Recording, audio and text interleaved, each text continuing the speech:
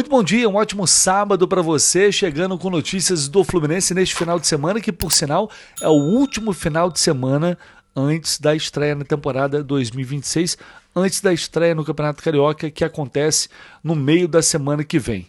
Enquanto isso, a gente espera por novidades, boas novidades, né? Até porque ontem o dia foi de notícias ruins, mas este sábado pode ser, por exemplo, a decisão de Savarino. Foi prometido é forte dizer, né? Mas o que a gente tinha de informação até então é que Savarino daria a resposta à proposta do Fluminense até este final de semana. Até ontem, no entanto, nada tinha acontecido, nenhuma atualização consistente. Neste momento, o cenário em relação ao Hulk, as duas negociações que o Fluminense tinha em andamento, é um cenário que indica a permanência no Atlético Mineiro, após o Fluminense não ceder no sentido de pagar pela transferência. São as duas negociações que sabemos que estão em andamento. Isso me fez pensar aqui não só nas alternativas que eu espero, né, que a diretoria do Fluminense realmente tenha, outros nomes, outras possibilidades no mercado para atacar, se é que já não deveria estar fazendo, e aí é um outro ponto que eu quero debater bastante aqui neste vídeo com vocês. O Fluminense não pode ficar à mercê de jogador nenhum para resolver carências extremamente importantes que existem neste grupo. Principalmente a centroavância, o camisa 9. Essa novela já deu o que tinha que dar. Ou se chega a um acordo agora, ou sai da negociação de vez. O Fluminense tem que retirar a proposta. Partir para outra alternativa. O mesmo vale para o Savarino. Desculpa. Assim, o Savarino volta para o Rio de Janeiro, se representa ao Botafogo, todo mundo sabe da negociação em andamento, ele sabe que tem uma proposta em mãos. O Botafogo aceitou negociar o jogador e chegou a um acordo com o Fluminense, como eu já confirmei aqui e confirmo novamente. Então o Botafogo tem sim interesse em negociar o Savarino, mas como sempre, pode ficar com o pé atrás, com receio da pressão do torcedor, mas esse acordo existe, e aí o que faltava, ou o que falta, é o Savarino dizer sim ou não ao Fluminense. E eu não vejo sentido isso extrapolar este final de semana. Porque tudo bem, o cara voltou agora, está chegando, se reapresentou, vai debater com a família, mas informações de ontem, de jornalistas, enfim, de pessoas que cobrem ali o Botafogo no dia a dia, informações dão conta de que o Savarino, até o momento, não tratou dessa proposta do Fluminense com a diretoria do Botafogo. Então, assim, ele não quer sair, ele quer ficar, tudo bem. Um abraço para o Savarino. O Savarino não se trata de nenhum craque mundial, de nenhuma unanimidade também que vai chegar e mudar completamente a realidade do Fluminense. Se o Savarino não quer, bola para frente. Vai ter jogador que quer. O Fluminense precisa de jogador que queira vestir a camisa do Fluminense. O Fluminense precisa de jogador que, quando chegar uma proposta oficial e uma excelente proposta, o cara tem que dar uma resposta e falar, pô, eu quero ou eu não quero. Eu quero permanecer, o que é direito dele, obviamente, ele tem contrato. Se ele quiser permanecer no Botafogo, ele pode permanecer. Evidentemente, não se trata disso. Agora, o Fluminense não pode ficar ali esperando dias e dias. Só em relação ao Hulk, quando eu trouxe a notícia com exclusividade aqui, faz mais de 15 dias que eu trouxe a notícia de que o Fluminense tinha iniciado conversas para tentar contratar o Hulk. Daqui a pouco o Campeonato Brasileiro está chegando, já estamos caminhando para o mês de janeiro. É necessário correr sim contra o tempo, é necessário urgência. Então, se o jogador não responde, aí é minha opinião, evidentemente, né? Só a minha opinião. Retira a proposta e segue o jogo, amigo. Não quer? Um abraço. Vamos para o plano B, que às vezes o plano B funciona até melhor. Sempre lembrando o caso Cano e Ricardo Goulart.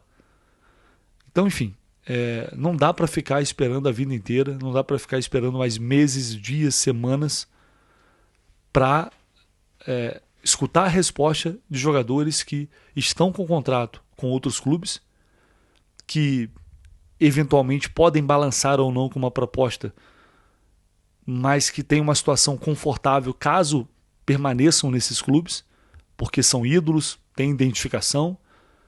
O carro do Fluminense precisa andar, né? Não dá para ficar parado diante justamente de uma posição tão carente, tão emergencial, que fez o time sofrer tanto em 2025. Não dá. A gente precisa caminhar, precisa andar. E diante disso, quais opções realmente temos? Eu falei isso ontem aqui. Me preocupa muito as opções. O que pode vir por aí. Porque agora com o Germancano lesionado,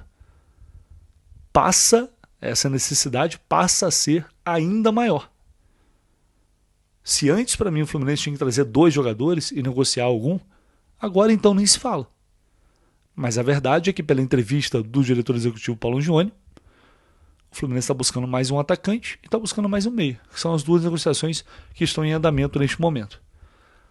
Ao longo desses últimos dias, semanas, surgiram várias especulações, né? Alguns jogadores que o Fluminense já negociou, por exemplo, Brenner, que está nos Estados Unidos, assim como o Rafael Navarro, que no meio do ano o Fluminense fez uma proposta, tentou trazer, mas não deu certo. Esses jogadores não foram consultados nesta janela. Pelo menos até então. Será que eles voltariam à pauta? Ou seriam, melhor, né? Seriam nomes ideais para chegar e resolver o nosso problema? Outro nome que foi muito falado nas redes sociais é o Icardi, né? Que o Icardi poderia, quem sabe, aceitar voltar ao Brasil. E aí muita gente bate na tecla da questão do valor de transferência. Ah, mas que ele está no mercado, o Galatasaray está pedindo aí 6 milhões, 7 milhões de euros por ele.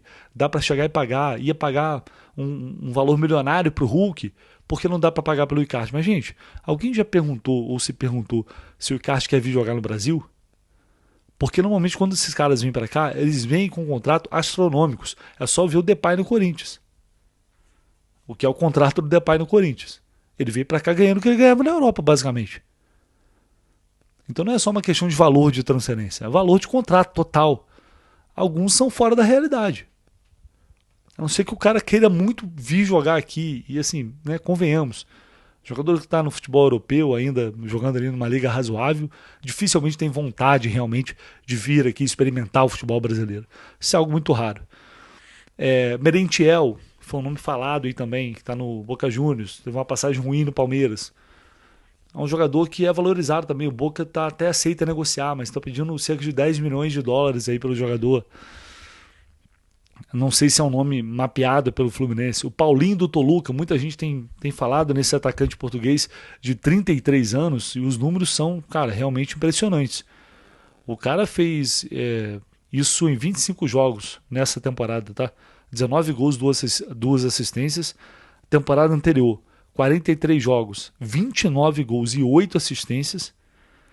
Na outra, ele estava no Sport em 47 jogos, 21 gols e 6 assistências.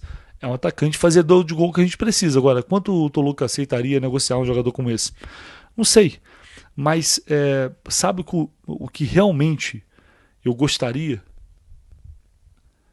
muito, é que a diretoria do Fluminense, o departamento de scout, que eles nos surpreendessem com um nome fora do radar, um bom jogador, um grande jogador, que chegaria e surpreenderia a todos. Nenhum desses nomes falados aí. Esses nomes, tipo Brenner, Rafael Navarro, não acho que são jogadores que chegariam e resolveriam o nosso problema. Não acho. Sinceramente, não acho. Então eu gostaria muito de ser surpreendido. Mas com toda essa demora na negociação pelo Hulk e com a necessidade de trazer um jogador para essa posição, eu tenho realmente receio do que seria o plano B do Fluminense neste mercado.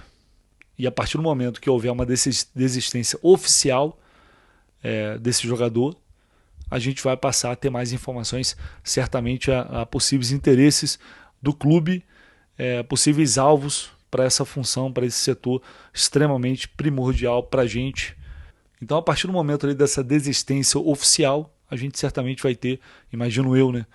As especulações vão começar à medida que o Fluminense for sondando o mercado e tentando abrir negociação com outro atleta.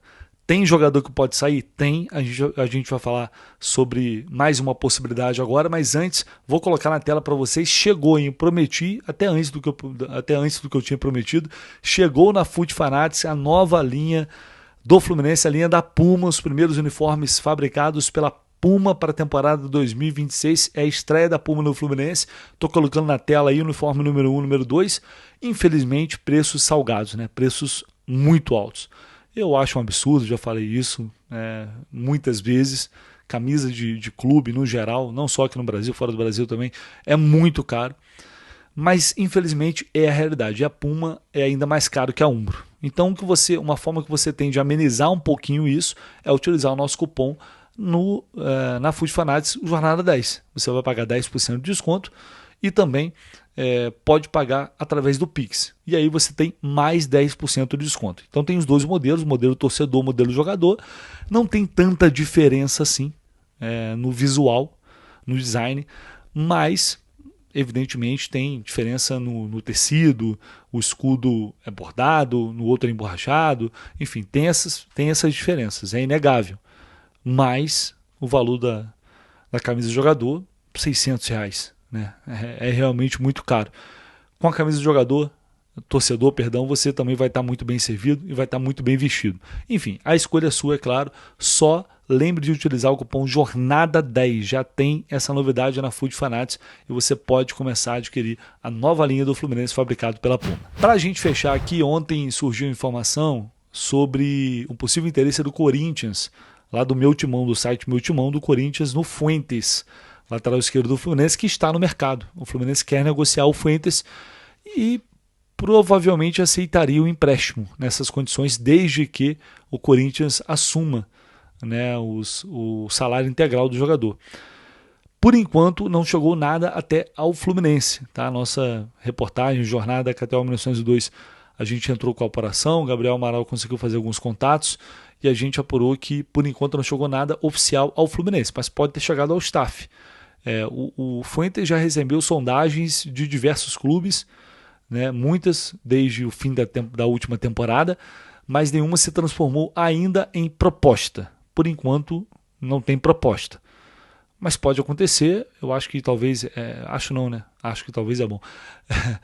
É normal que essa sondagem inicial seja feita ao jogador para saber se tem interesse e a partir disso pode avançar para uma proposta ao clube, né?